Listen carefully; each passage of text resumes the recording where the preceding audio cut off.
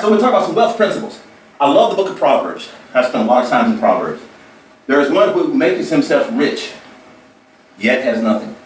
And one who makes himself poor, yet has great riches. How much money do you think Mother Teresa made in her life? Not much. But she spent time taking care of other people. Yeah. That's a good one. Gandhi, how much money? But very rich in their lives. Many other people that you could probably think of examples that made very little money, but very rich. So that's knowing your purpose too. Knowing your purpose, yes, yes. You take care of God's business, He will take care of you.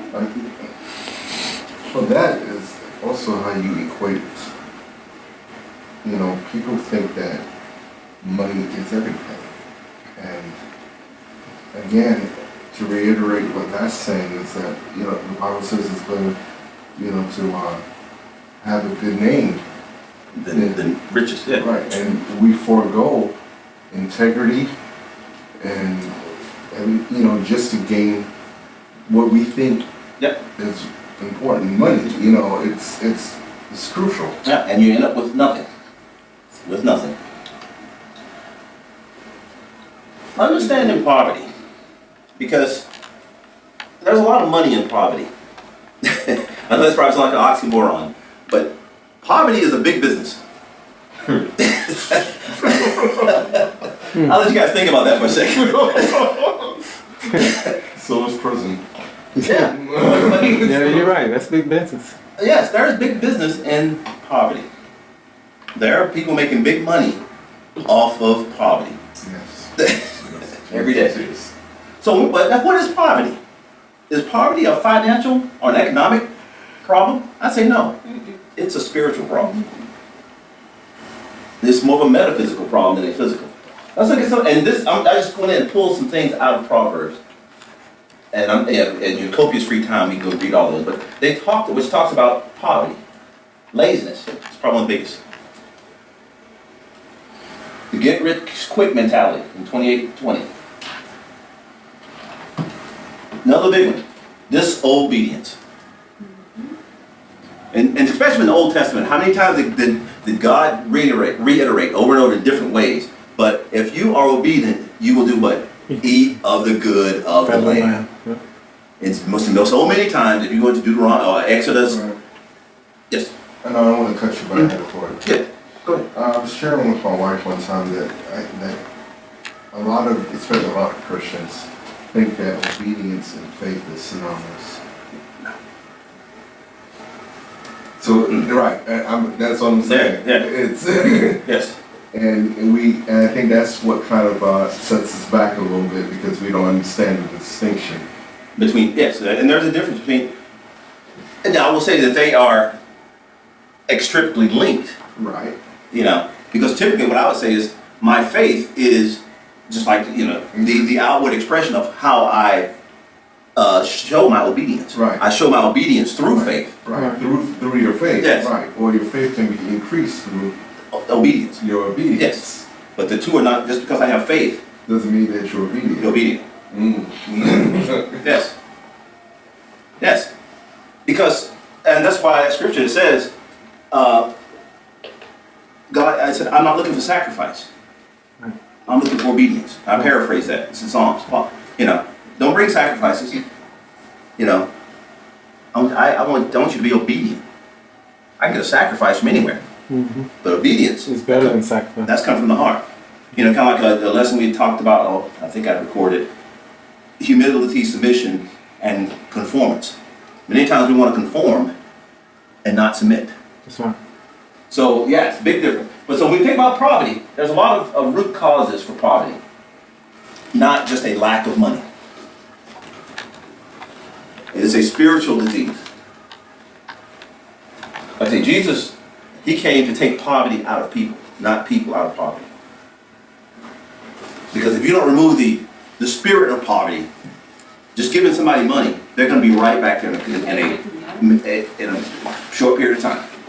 Lottery winners. That's why many of them return right back to where they were, because the spirit of poverty did not leave them. The mindset. Yes, I pulled an individual out of poverty, but they go right back. So when you think about poverty, of being in poverty, and even Jesus said, the poor you will always have with you. Among you. Yeah, among you, because it's a mindset.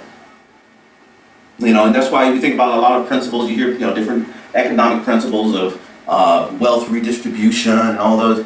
They sound great because there's a business there. It's a business model. But The money go right back with. and my response to that usually is this. Okay, before we try to do something on the macro, let's do it on the micro first. Take your family, your individual family, your brothers and sisters, and say, okay, we're all going to take all the money that we have and put in one pot, and then we're going to divide it up among us equally. How well will that work in your families? How well would that go over in your individual families? Not my black family. That's what I'm thinking. Many families, if we said, yeah, we all gonna dump every payday. We're gonna dump all our money to one big account, and then we're gonna divide it up evenly among everybody. No. Would it work in your family? I know you're Hispanic. You guys have this close, relationship and everything. Well, not that good. Not that close. Because at the end of the day, you're gonna have two family members that's gonna be busting their butt, and the other four. We'll be sitting. Yeah, sitting down. Yeah, you mean that I don't have to do anything, and I'm still gonna get my. So that's why some of those concepts, But there are some cultures, some families that do that. Yeah. Sometimes. to a level they do. Right. And many times only for a short period of time, for a purpose. Right, for a purpose. Yeah, until Yeah. they get Yes, until they get to a certain level. Level, yeah. And they branch They off. Yeah. branch off. Yeah, We can't even get to a purpose. because here again, going back to what we call it purpose.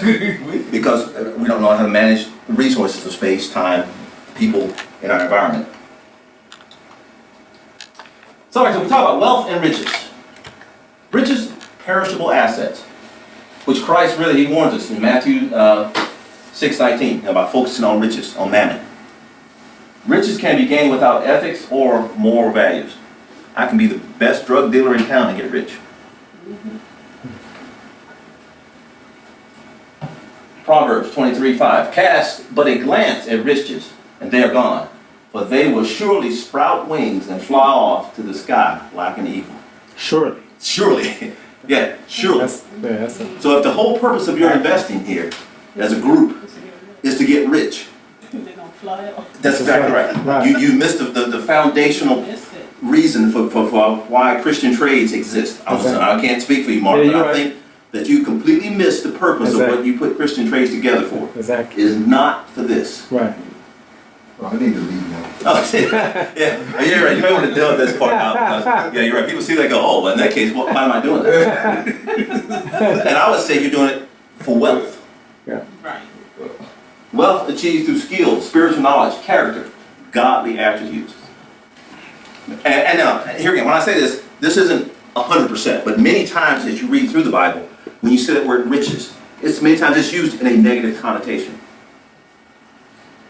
It's used many times in examples with people who were not godly, did not use their riches well. You know, the rich young ruler, Yep.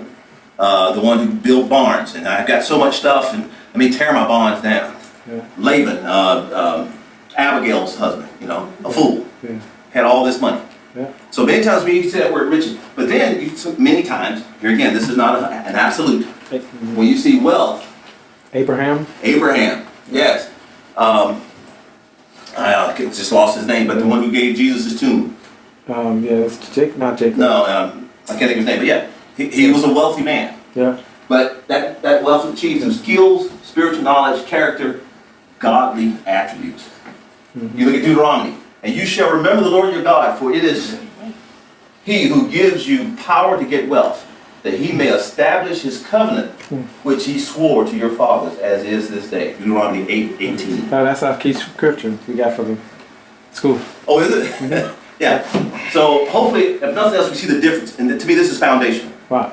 That if you don't get this, then this may not be the place for you. Right. There's other avenues that you can go chase riches. But if you're looking to attain wealth, then yeah, this is the purpose of Christian trade Exactly. investing. Yep. Some things, talk about biblical wealth, includes relationships, knowing your place in God. Many things we've already talked about. It includes material contentment. That's really the bumper sticker. Here's the takeaway. material contentment. What did Paul say in Timothy?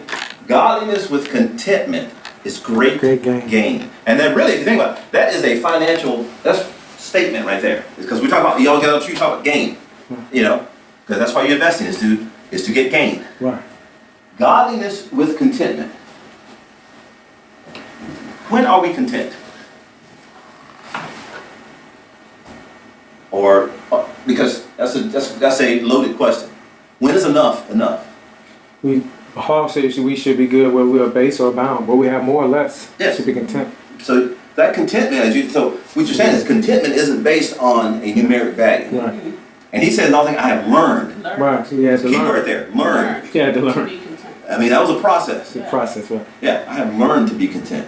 But you have much. Much Much. where you have not. Yes. So that means that God doesn't give us it. You know, that's something we don't have to pray about. You know why?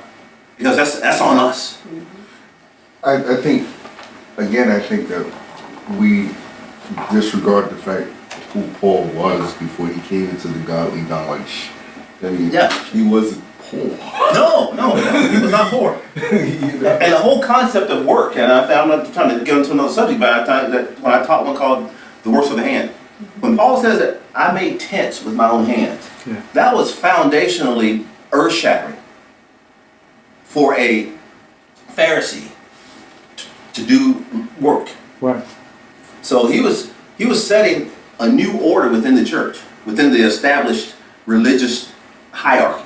Because before then, in the temple, these guys didn't work. That's right. That's why everybody brought that. So now here's Paul saying, okay, my ministry is based on me going out here making tents, so I can support the people below me. That was a complete 180-degree shift from how ministry had always been. Before, all the people below me, we bring our sacrifices so they can stick their fork in and pull out their subsistence. So, but now Paul says, no, I've flipped this thing on its head. So it's very foundational. So yeah, so you're right. So Paul was not a poor individual. So that's why I learned to be content. Whereas before, I could have been walking around with the robes on and, standing in the good places. Had God had that been the path that Jesus had set for him. So how are we learning contentment? Because that is where great gain. Yes, I sir. was gonna say that's why I like Paul but before he got, I guess, converted, he was a Pharisee, so he had to learn Yes. that lesson. Yeah, and not just a Pharisee. I was a Pharisee of the Pharisees. Pharisees, of the- Hebrews. Yeah, the he stock had of to have a Benjamin, process. tribe of Benjamin. Yeah. Come from good stock. So I wasn't just a backseat Pharisee. Yeah. I'm up front. Right. Yeah. So yes, and so he understood that concept well. Now, I'm sorry, yes, sir. I would like to, one of the things that I set out to squash is the notion that poverty is synonymous with some form of godliness. And Yeah, piousness. Yeah. Yes. And I think what you're trying to bring out is that it's okay to have money, but money shouldn't have you. Yes. Yes. There are many. And even think about Jesus at the very beginning of his life, not of his ministry. Because sometimes we kind of underscore this. The Christmas story, right? Because I think our manger scenes and Christmas plays undervalue what went on there. Yes. And it brings a sense of poverty into the whole. Yes. Yeah, go ahead. So when these wise men, which were my three, when this caravan of wise men showed up with what? Myrrh, frankincense. And because in our minds we see three people with a little bottle that shows up at a manger. Yeah, here's it. No, that's not how it went down. We're talking camels with. They sowed into his ministry early. Yeah. Early. Yes. Yes. They had a sense of who. Yes, he was. They knew he was. Yes. They fought right. Yeah. They that was a big deal. Yes. That was a big deal. And so they were basically submitting all that they were to him. Possession.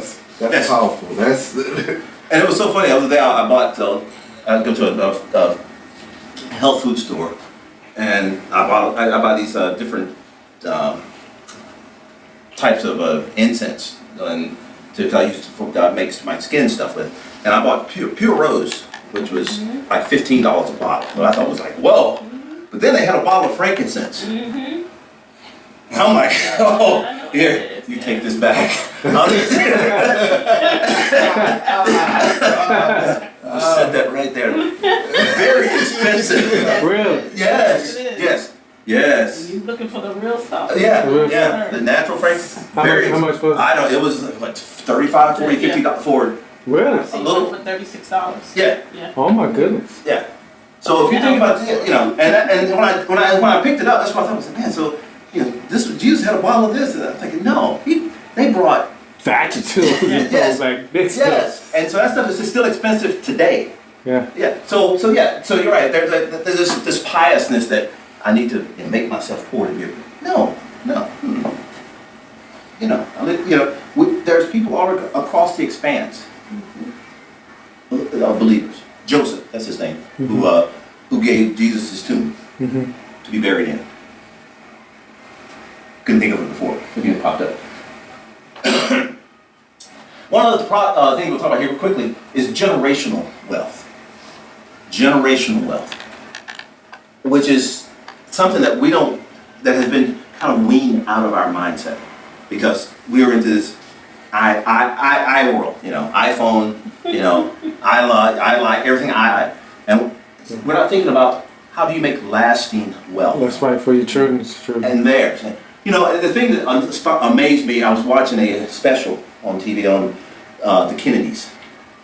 And Joe Kennedy, who was John Kennedy and Robert Kennedy's father, he had the vision when they were little boys of where they needed to go to get them to be president. Yeah, he had that foresight. Thinking of this changing the world. And sometimes our vision is Now, yeah, very small. very small, very very short, and not thinking of long. Now I love the. Do I have it? I don't know if that's the scripture, Proverbs, or not. I'm thinking about, but where it says that our children are like our arrows in our quiver that we launch forward. If you think about I'm shooting this arrow, my son, or like my dad, he launched me forward. I should be launching my son forward. He should be launched so that we grow generationally. And which is, like I say, and God created something very simple. What I call the basic wealth generating unit. It's not business. It's the family. It's the family. Now, we've distorted that as a society. That's right. And we've allowed Satan, we've allowed the enemy to distort that through the breakdown structure of the family. But from the garden, the family unit was but that was the unit, the wealth generational unit that God put in place. You mean it wasn't a church? It wasn't a church. And I'm glad you brought it up because many times that's what the church wants to do is, okay, all the money has to come into the church. No. And I love in what Titus, or Timothy or Titus, when Paul said, okay, you want to be bishops? Go out into the city and find men Faithful man. with these characteristics. Anytime to go to the church, no. I want you need to go outside because that's where I see your true characteristics. Yeah. So the concept means that, and then he goes to need to be, husband of one wife. So that family unit is what really is how wealth was intended to be generated. Right there in the home. If you look at Genesis 12, Acts 3:25. The curse of poverty, single generational riches. If you look at most urban communities, a dollar bill circulates in that community maybe twice before it's sucked out. And communities that do well, a lot of times that money Circulating with them. over. That's right. So that you are generating internal wealth. as opposed to money being sucked out because we want Nikes and we want all this stuff. So we'll send our dollars to Japan and China and the Lord else. Because we want stuff. As opposed to internally investing. Yeah. I would say that there's a lot of truth in that, but what would you say for now, this very instance in terms of communities? Do you think that, because when I in my mind, when you break up geographically how people live, where they live, you know, if you want to say that this particular area has more Caucasian people, this particular area has more Latino people, or more Asian people, or even more Jewish people, do you think that that methodology still holds true today? No, here again, what I'm talking about isn't from a racial perspective. But my thing is that go to those communities and look at the marriage rate, regardless of the race. Because it's just simple mathematics. Let me see. If I have a family unit that's fractured, you know, husband and wife separate. Now I have two households that has to be maintained. That's fine.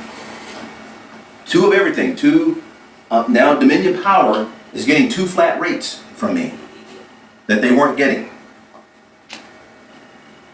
The gas company, 2 flat rates. Sewer, trash pickup. Think about all these things that now that you're paying double for. Just from that alone, just from having 2 households. So that's why I say it's not a racial thing. It goes back to the family unit. So I'm unable now to generate wealth because everything I'm making now is going to just subsistence, just to keep us alive. That's fine. Because we got to keep this apartment going, where mom is staying. We got to keep this apartment, condo, whatever going, where dad is staying. We got to shuffling kids back and forth. So we're in this cycle where there's no wealth generation. It's just So, all right. So the more families are separated, the less likely any generation wealth will be You got it. accumulated. yes. You got it. Yeah. That's why single generational riches. So we're working for subsistence. That's it.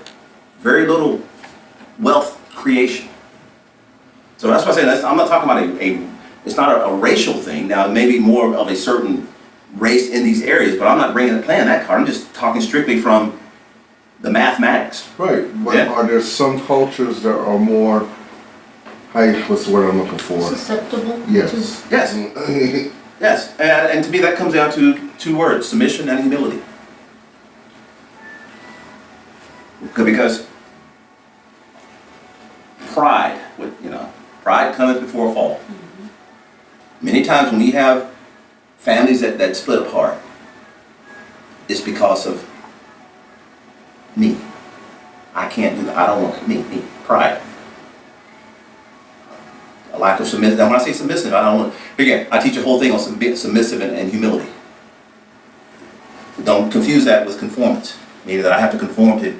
Jesus was Jesus submitted all the way to the cross, but he never conformed to the Pharisaical rhetoric that they were trying to make him conform to. That's fine.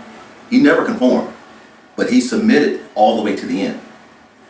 But he refused to conform. So many times we confuse submission with conformance. Meaning that, okay, I just want to do it. No, you don't have to do something that's ungodly. But you can still have a submissive spirit. You can say no in a submissive manner. Maybe that's from years in the military where if an officer above me, I was enlisted, gave me an order that was unlawful, I didn't have to execute that order. But I still did not give me the right to disrespect him as an officer over me. Right. If that makes sense. So many times as we look at our today, greed and pride. Lust of the eyes, lust of the flesh, pride of life. Satan's MO haven't changed from the time in the garden. Or yes, before that, from the war in heaven. That's right. Go back there. His motive hadn't changed. That's right. that I want to exalt myself above God. So many times when you draw that thread back, it comes back to something very simple of submission and humility. A good man, Proverbs 13:22, leaves an inheritance to his children's children, but the wealth of the sinner is stored up for the righteous. A good man. And that's not just monetary inheritance. That's, because many times when I think of generational wealth, I'm not just saying I'm going to leave money to my kids. But what I want to leave is a work ethic. I want to leave the same knowledge, the intellectual prowess, so that they can go out and launch them. They can do this, and they can replicate this. So that's the inheritance.